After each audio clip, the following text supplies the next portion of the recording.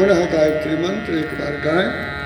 ओम भूर्भुवः स्वः तत्सवितुर्वरेण्यं भर्गो देवस्य धीमहि धियो यो न प्रचोदयात्। मंगलाचरणम्।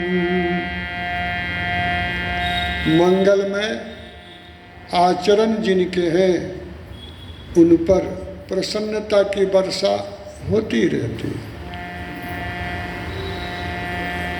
मंगलमय आचरण होते कैसे हैं? सबसे पहले तो चिंतन को ही मंगलमय होना चाहिए।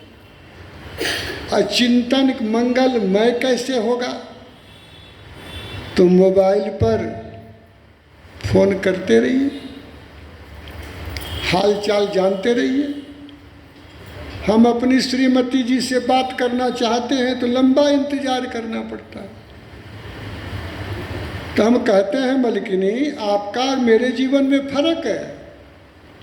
आप ये मत सोचिए कि हम बैठे हुए हैं।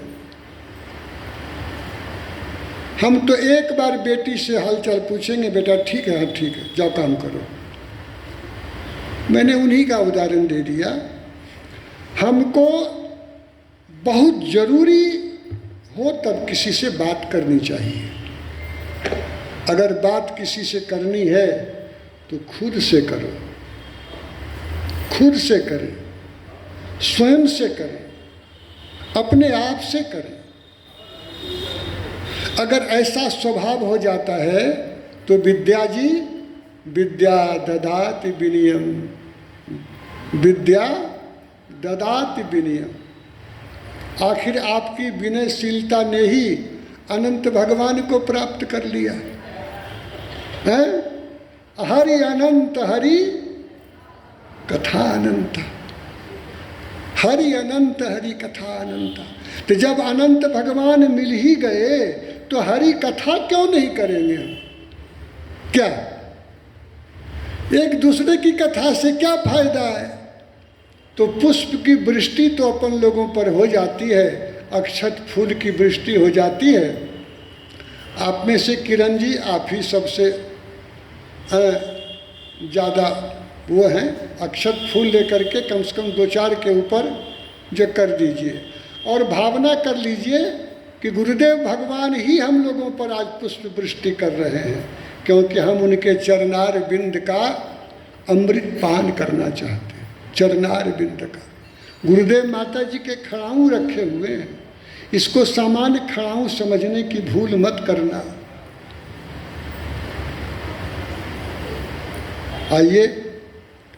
ओम भद्रं कर्णेभिः शृणुयाम देवा भद्रं पश्येमाक्षभिर्यजत्राः स्थिरैरङ्गे तुष्टवाग्वं स्वस्तनः व्यसेमहि देवहितं यदायुः। पवित्रीकरणम। जल अपने अपने हाथ में लें और 2 पंक्ति का गीत गा लेते हैं। नटवर नागर नंदा भजोरे मन गोविंदा, नटवर नागर नंदा भजोरे मन।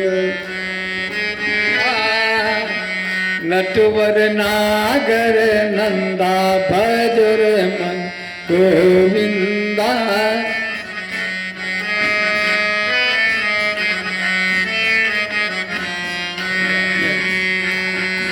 गोविंदा गोविंदा गोपाला, गोविंदा गोविंदा नटवर नागर नंदा भजोरे मन, नटवर नागर नंदा। निर्मल मन प्रभु को पसंद है, निर्मल मन प्रभु को मत कर इसको गंदा। गोविंदा मत कर इसको गंदा भजो रे मन गोविंदा गोविंदा गोपाला गोविंदा गोविंदा नटवर नागर नंदा भजो रे मन नटवर नागर नंदा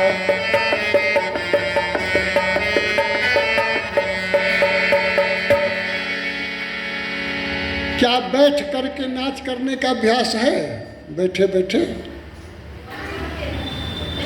अरे मन तो नाच सकता है, खड़े होकर तो बहुत लोग नाचते हैं, अपन लोग तो बैठ करके भी नाच कर लेते हैं। मत कर इसको गंदा भजो रे मन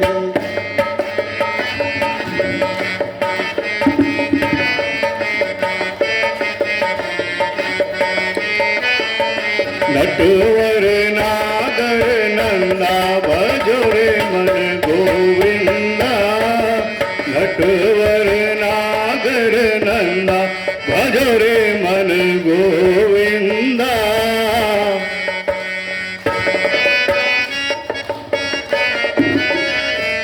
चलिए, यही भाव पवित्रीकरण का है। मत कर इसको गंदा भजो रे मन गोविंद। ओम अपवित्रः पवित्रो वा सर्वावस्थांगतो अपि वा यः स्मरेत पुंडरीकाक्षं सवाह्याभ्यन्तरः शुचिः। ओम पुनातु पुंडरीकाक्षः पुनातु पुंडरीकाक्षः पुनातु आचमनम।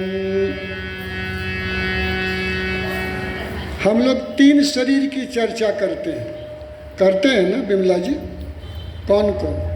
स्थूल, सूक्ष्म और कारण। स्थूल शरीर का केंद्र कहाँ है जी? हाँ, बहुत सुंदर। स्थूल शरीर का केंद्र नाभि है, इसीलिए नाभि में सरसों का तेल लगाने की परंपरा थी। सूक्ष्म शरीर का थोड़ा और आज थोड़ा सा भिन्न जैसा लगेगा। सूक्ष्म शरीर का केंद्र हमारा हृदय चक्र अनाहत न, वो ठीक है, वो जहाँ का भाव आपका है वो ठीक है। अभी कुछ और इशारा गुरुदेव इस माध्यम से किए हैं। विचारों का क्रम यहाँ से चलता है, आज्ञा चक्र से चलता है। अभी केवल 3 शरीर के बारे में गुरुदेव ने साधना के समय में भी ये जिक्र किया है। गुरुदेव की जो साधना है उसमें स्थूल, सूक्ष्म, कारण। कारण ब्रह्म रंध्र,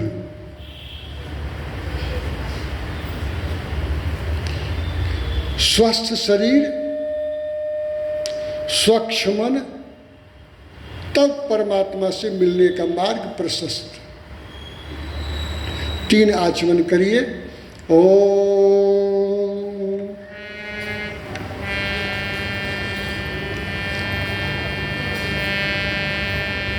अमृतोपस्तनमसि स्वाहा ओम अमृता पिधानमसि स्वाहा ओम सत्यम यशः श्रीमयी श्रीशयतां स्वाहा।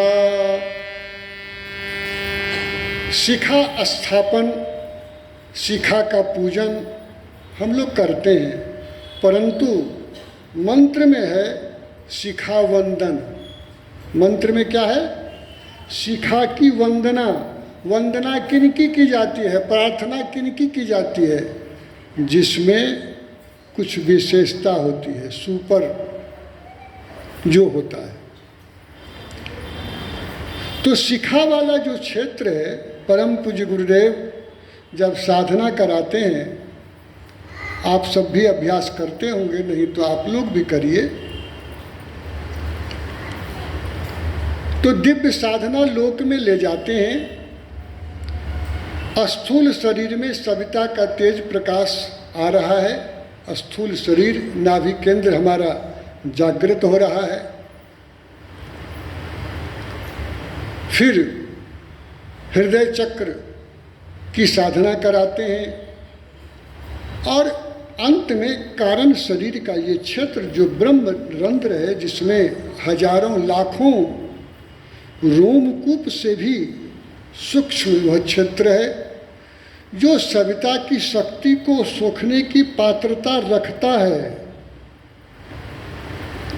और सविता की शक्ति को सोखने के बाद जो उसमें कमल, जिसकी पंखुड़ियाँ अभी खुली नहीं हैं, वो पंखुड़ियाँ खुलती है और वही जब ब्रह्म कमल बन जाता है। ब्रह्म कमल अर्थात ब्रह्म से साक्षात्कार करने की पात्रता सविता की शक्ति का हम आकर्षण विचारों के माध्यम से कर रहे हैं, विचारों के माध्यम से कर रहे हैं। जबकि विचार जब करते हैं तो कोई परिवर्तन महसूस नहीं होता है। वंदनीय माता जी जब साधना कराती हैं, चाहे नादयोग की साधना कराती हैं, तो कहती हैं ना, नादयोग के समय जो स्वर है उसको सुनो, भले कोई हलचल हो या न हो, कुछ दिखे या न दिखे, कोई चित्र दिखे या न दिखे, सूक्ष्म सत्ता ऋषि सत्ता अपना काम कर रही है। तो हम लोगों को शिखा की वंदना के पीछे यह भाव आना चाहिए कि हम लोग हर दिन शिखा की वंदना साधना के माध्यम से करें। साधना के समय सविता की शक्ति का आकर्षण विचार तंत्र के माध्यम से इस ब्रह्म रंध्र के द्वारा हमारे अंदर प्रवेश हो रहा है और हमारा ब्रह्म कमल खिल रहा है, हम जागृत हो रहे हैं। तब वास्तव में शिखा की वंदना, क्योंकि शिखा तो गायब हो चुका है, तो शिखा की वंदना अर्थात साधना के भाव से शिखा का पूजन करिए। ओम चिद्रूपिणी महामाये दिव्य तेज समन्विते तिष्ठ देवी शिखा मध्य तेजो वृद्धि कुरु स्वमे प्राणायाम। सभी अभ्यासी हैं, आरंभ कर दीजिए। ओम भुवः ओम स्वः ओम महः ओम जनः ओम तपः ओम सत्यम ओम तत्सवितुर्वरेण्यं भर्गो देवस्य धीमहि धियो यो नः प्रचोदयात्। ओम आपो ज्योतिर्यसोऽमृतं ब्रह्म भूर्भुवः स्वः।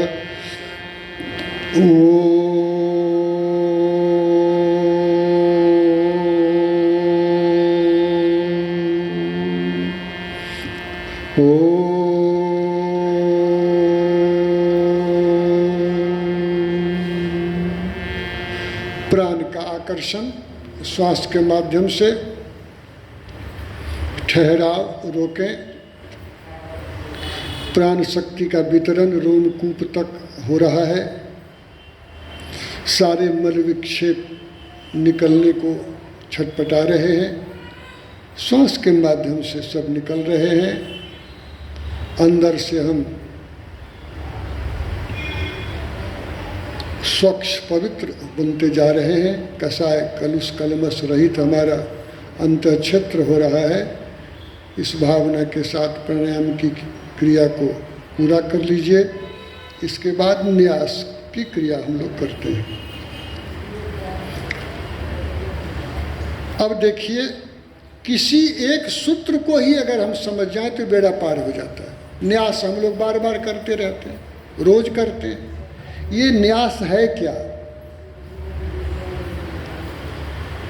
आपने, हमने, सबने जो कछुए का नाम सुना है, सुना ना कछुआ? क्या होता है कछुआ?